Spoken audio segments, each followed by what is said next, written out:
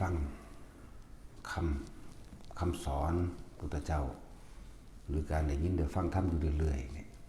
เฮ็ดให้เฮาคิดถึงความเป็นจริงของตัวเองแล้วก็หลายๆคน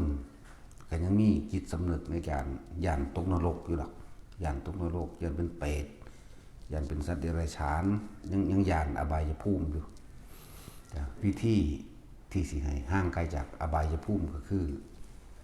ให้ทุกคนเลิกในความเชื่อเลิกเชื่อเรื่องเลิกง่ามย่ามดีดวงดาวการดูดวงก็ดูหมอการสะเดาะเคราะห์การบวงสรวงบูชายัญขอร้องอ้อนวอนจากเทพเจ้าเทพฤทธิ์หรือเทพพวกนาคขุดคนท่านกุมพันอย่างนี้ก็แล้วแต่เลิกเชื่อเกี่ยวกับโชคชะตาอย่างต่างๆสะเดาะเคราะห์โชคชะตาต่ออายุอย่างประมาณนี้คือให้เลิกออก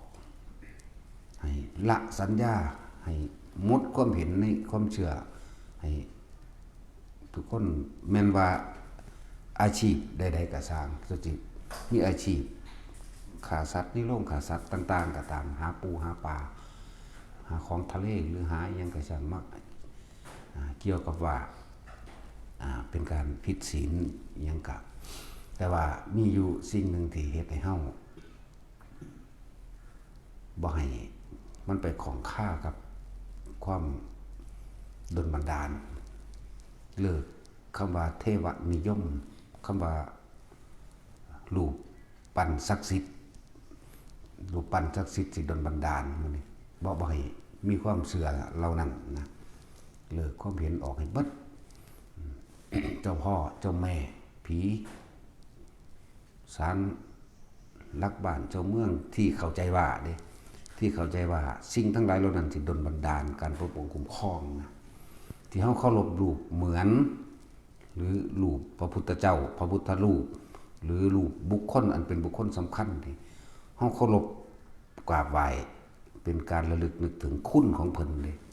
บ่แม่นว่าเฮาเคารพกราบไหว้เพราะว่าอยากให้เพิ่นดลบันดาลเด้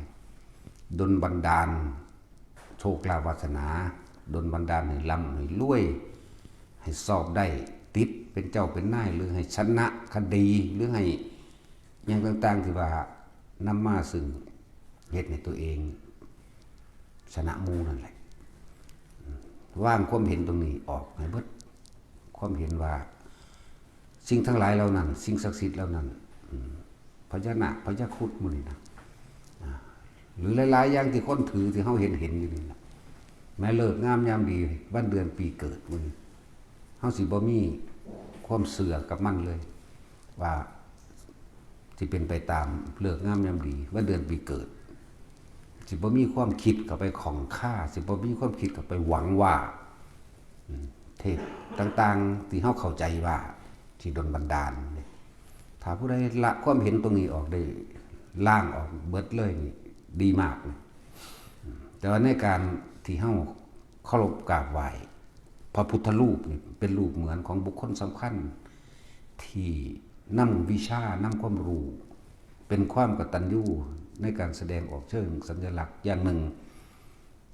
หรือการสวดมนต์มื้อนี้เฮาบ่ได้สวดเพื่อสิขอร้องอ้อนวอนเพื่อให้เกิดความสำเร็จโดยดลบันดาลที่เฮาสวดทั้งสาธยายคำสอนสัจฉายะนี่คือสาธยายคำสอนเพื่อให้คล่องปากขึ้นใจแล้วก็แท่งตลอดโดยความเห็นคือเข้าใจความหมายของคำที่เพิ่นสอนออกมาแต่ว่ามันเป็นภาษาอื่นมันเป็นภาษาบาลีมันเป็นภาษาต่างประเทศถ้าเฮาเข้าใจในสิ่งที่เพิ่นสอนแสดงมากมันเป็นภาษานั้นต้องแปลเป็นภาษาไทยแล้วล้วนแล้วแต่บอกถึงการกระทำของตนเองล้วนๆบ่ได้บอกว่าให้เทพเจ้าอิหยังมาซอยมาดลบันดาลนั่นแหละจังว่าถ้าเฮาเข้าใจความหมายของบทสวดบทที่พวกเฮาสวดท่องบนสาธยายกันอยู่ซุมื้อนี่เฮาสิเข้าใจได้เลยว่าเพิ่นสอนให้เฮาพึ่งตนเองทำเอาเองอยากได้อะไรให้ทำเอาเองนี่นะ พิ่นบ่ได้สอนให้เฮาดนไปขอให้สิ่งศักดิ์สิทธิ์ดลบันดาลนี่นั่นแหละที่เคารพกราบไหว้รูปปั้นต่างๆหรือเฮาเคารพกราบไหว้หรือพระพุทธรูปนี่ก็ระลึกนึกถึงคุณบุญคุณคำสอนที่เพิ่นเอาความจริงออกมาแสดงบัดนี้ถ้าสิเป็นรูปเจ้าฟ้ามหากษัตริย์เฮาก็หมายถึงเฮาระลึกนึกถึงบุญคุณที่เพิ่นสร้างคุณประโยชน์เอาไว้ให้พวกเฮาและเป็นคติตัวอย่างเหมือนกันกับเพิ่นเสียสละรูปพระเจ้าตากระลึกถึงบุญคุณที่เสียสละชีวิตเลือดเนื้อเป็นผู้นำเพื่อให้ได้แผ่นดินให้พวกเฮามาอยู่ให้พวกเฮาสุขสบายพระนเรศพระเจ้าตากหรือรูปเจ้าฟ้ามหากษัตริย์แต่ละองค์1 2 3ถึง9มานี่10มื้อนี่คิดถึงบุญคุณของเพิ่นที่สร้างคุณประโยชน์บ่แม่นให้เพิ่นโดนบันดาลนะนี่ให้เข้าใจความหมายเดียวกันบูชาจะปูชนียานังบูชาบุคคลผู้ควรบูชาหมายถึงว่ายินดีกระทำตามบุคคลผู้ควร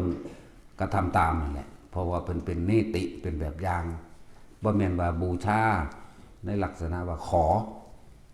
เลิกความเห็นต่างๆออกตะกี้ทุกคนหลายคนมั่นใจเหลือเกินว่าจะต้องโดนบันดาลมั่นใจให้เลิกออกเอาคำสอนพระเจ้าเข้าไปแทนกันใช่นี่เฮาก็ห่างจากอบายภูมินะเด้ที่นี่ก็ฟังธรรมไปเลยเปลี่ยนใจใหม่ระลึกนึกถึงคำว่าพระพุทธเจ้าหมายถึงความรู้ต่างๆที่พระองค์ประสิทธิ์ประสาทเที่ยวนำพร่ำสอนความรู้พระพุทธเจ้าคือผู้รู้ความเป็นจริงพระพุทธกับพระธรรมก็คือสิ่งหนึ่งเดียวกันบัดผู้รู้ความจริงนำมาเปิดเผยนำมาบอกหนทางให้พวกเขากระทำตามให้เข้าใจคำว่ากระทำตามเลยบ่แม่นเพิ่นจะดลบันดาลให้นั่นแหละนึกถึงพระสงฆ์ผู้สืบทำคำสอนผู้สั่งผู้ส่งเสริมผู้สืบธรรมผู้หลับต่อธรรมผู้ทรงต่อธรรมผู้ปฏิบัติธรรมให้เป็นตัวอย่างเป็นแนวอย่างเป็นแนวทางนะออกจากพระพุทธออกจากพระพุทธเจ้าคือนำเอาความจริงมาแสดงเรื่องพุทธธรรมสงฆ์ปานนี้ถ้าผู้ใดเข้าถึง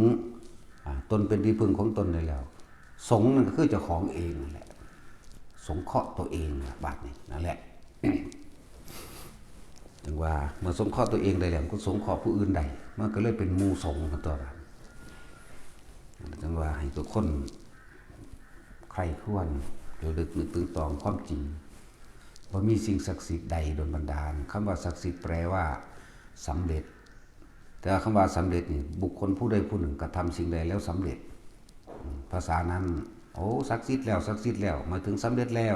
บ่แม่นโดนบันดาลเอาง่ายๆนี่แกงหน่อไม้สุกแล้วแกงหน่อไม้ศักดิ์สิทธิ์แล้วสำเร็จแล้วเป็นได้แกงหน่อไม้ศักดิ์สิทธิ์หรือยัง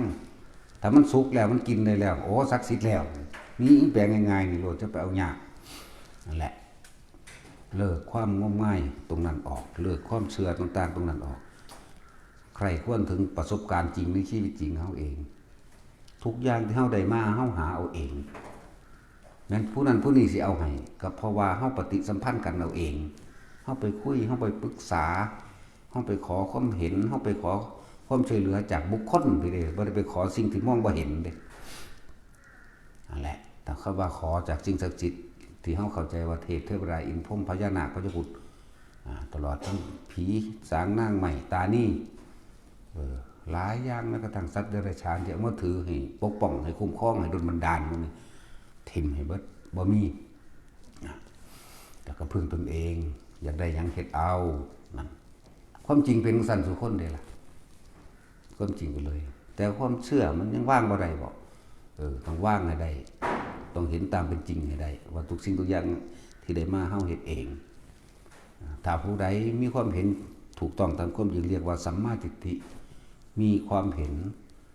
ถูกต้องตามความเป็นจริงจากประสบการณ์จริงในชีวิตตนนี่แหละเห็นตามความจริงได้แล้วนะการที่เข้าสู่มรรคมีองค์8 มันก็เหมือนดุจดังว่าเป็นพระโสดาปฏิมักเลยผู้กำลังทำให้แจ้งถึงโสดาปฏิผลผู้กำลังทำให้แจ้งซึ่งทางแห่งพระนิพพานถึงกระแสพระนิพพานผู้กำลังทำหนทางแห่งกระแสพระนิพพานถ้าผลมาแล้วจังว่าพูดถึงกระแสพระนิพพานเลยวันนั่นแหละแค่นี้ก็เป็นโสดามักแล้วเรื่องศีลบ่แม่นเรื่องเพิ่นห้ามแต่เพิ่นบอกบ่แม่นเรื่องห้ามบอกว่าถ้าทำตามนี้ผลดีไปอย่างนี้ถ้าไม่ทำตามนี้ผลเสียเป็นอย่างนี้บ่แม่นขอบัญญัติว่าห้ามเด็ดขาดถ้าทำไม่ได้ไม่ใช่พุทธศาสนาถ้าทำไม่ได้ไม่ใช่บ่แม่นแบบนั้นเพิ่นอธิบายว่าอันนี้ควรหรืออันนี้ไม่ควรต่างหากถ้าทำตามนี้ก็ปลอดภัยสบายใจถ้าไม่ทำตามนี้ก็จะมีผลเช่นนี้ขาค้นเราร้อนและกังวลใจขาสัตว์ที่มีเจ้าของเราร้อนและกังวลใจกระวนกระวายอยู่บ่ได้ถ้าเขาจับได้ก็ติดคุกมั่งขาโดนขามั่งก็แล้วแต่นี่ถ้าทำแบบนี้จะได้รับผลเช่นนี้ถ้าบ่ไปขาคนบ่ลักไปฝนจี้ผู้ใดบ่เหตุผู้ใดเสียชีวิตด้วยทรัพย์สินอานิสงส์มีในตัวของตัวเองแล้วอยู่ก็สบายใจไม่มีความกังวลใดๆเข้ามาแน่นี่เพิ่นก็บอกอานิสงส์ของการรักษานั่นแหละนี่เป็นหนทางแห่งพระนิพพานได้บาดนี่ไหลเข้าไปก็เพิ่นก็บอกเฮาเฮ็ดเอาเองเด้มันผู้อื่นเฮ็ดเด้บอกให้เฮาเฮ็ดเอาเองนั่นแหละถ้าผู้ใดละความเห็นผิดออกได้แล้วความเห็นบ่เป็นไปตามความเป็นจริงนั่นแหละคำว่าความเห็นผิดก็ดีเพิ่นเอิ้นว่ามิจฉาทิฏฐิความเห็นอันใดที่ไม่เป็นไปตามความเป็นจริงเฮาเข้าใจดีแล้วเข้าสู่ความเห็นที่เป็นไปตามความเป็นจริงนั่นมรรคมีองค์8เฮาก็เดินตามมรรคเลยบาดแต่คนที่เข้าใจคำว่ามรรคมีองค์8สัมมาทิฏฐิสัมมาสังกัปโปใดพระนิพพานนั้นไม่ใช่ของไกลเลยใช่ป่ะบ่แม่นของไกลเลยของอยู่กับเฮาเลยอะไรจังว่าเป็นหยังขึ้นเน้นย้ำอยู่เสมอให้แต่ละคนทรงฌานเจริญฌานหรือเพ่งอยู่ในฌานหรือทำสมาธิเพ่งอยู่บางใดลมหายใจนั่นแหละเป็นตัวเพ่งลมหายใจนั่นแหละก็ว่าเพ่งคำว่าทรงคำว่ารักษานี่ก็คือมีความรู้สึกอยู่กับลมหายใจเข้าออกเมื่อมีความรู้สึกอยู่กับลมหายใจของมันก็ต่อไปด้วยกำลังแห่งการเพ่งอยู่กำลังแห่งความร่วมของความคิดบ่ไหลไปหาผู้อื่นบ่ไปอยู่นำผู้อื่นบุคคลอื่นสัตว์อื่นสิ่งของอื่นๆจิตใจมันสงบมันบ่เล่าร้อนมันบ่ได้กังวลกับคนนั้นคนนี้เดี๋ยวก็กังวลเพราะรักคนนั้นคนนี้กังวลเล่าร้อนเพราะเกลียดคนนั้นคนนี้มันบ่ไปกังวลบ่ไปเล่าร้อนมันบ่ได้ไปคิดถึงผู้อื่นบุคคลสัตว์สิ่งของอื่นๆมันคิดถึงมันรักษามันเพ่งอยู่มันทรงอยู่มันรู้สึกอยู่กับเพียงลมหายใจเข้าออกมันอยู่ในกายตนคือลมหายใจนี้เมื่อมันสงบลงแล้วจิตมันร่วมก็ขึ้นนี่แหละก็คืออยู่ในลมหายใจนี่แหละมันได้พักผ่อนคำว่าจิตมันพักเฮาบ่บังคับมันไปคิดหรือเฮาบังคับมันมาไว้นี่ก่อนโดยต้นแรกก็ดีไปลมนี่แหละเพ่งอยู่ในลมมั่งแล้วก็เริ่มก็เป็นสมาธิจิตตั้งมั่นพอมันได้พักผ่อนแล้วอาการปิติย่อมเกิดขึ้นนั่นแล้วเอิ้นว่าวิตกวิจารปิติสุขเอกคตานี่คำว่าเพ่งก็ใส่ความรู้สึกของเฮาเองในลมหายใจนี่แหละทำให้บ่อยทำให้มากเกิดความเคยชินสมาธิก็เป็นลำดับไปของมันคณิกะสมาธิตั้งมั่งเป็นชั่วครั้งชั่วคราวหรือในขณะเป็นขณะชั่วครั้งชั่วคราวอุปจารสมาธิเมื่อความตั้งมั่นเริ่มอยู่โตก็เป็นธรรมดาย่อมมีอาการต่างๆเป็นเครื่องก่อกวนเพื่อทดลองความคิดของเขาว่าจะหวั่นไหวออกจากความรู้สึกในกายหรือไม่เนี่ยมีนิมิตต่างๆนั่นแหละคำว่าอุปจาระก็ดีก่อกวนต่อมาถ้าเฮาฝึกทำให้มากทำบ่อยทำให้ชินเฮาก็จะเกิดเห็นทางทำให้เป็นดุจดังยานหมายถึงว่าเห็นทางกูรู้มึงแล้วกูจะจับดักมึงให้มันตื่นทางมันก็เกิดกลายเป็นอัปปนาสมาธิจิตตั้งมั่นไม่หวั่นไหวแม้สิ่งใดๆจะเข้ามากระทบก็เป็นเหตุให้รู้ให้เห็นสิ่งต่างๆว่า สิ่งทั้งหลายทั้งปวงเนี่ยเป็นอนิจจังหาความจริงแหล่งยั่งยืนไม่ได้มีความเคลื่อนที่ไปเป็นธรรมดามีความแตกดับเป็นธรรมดาตะกี้เฮาบ่มีจิตตั้งมั่นเฮาบ่อยู่กับตัวเอง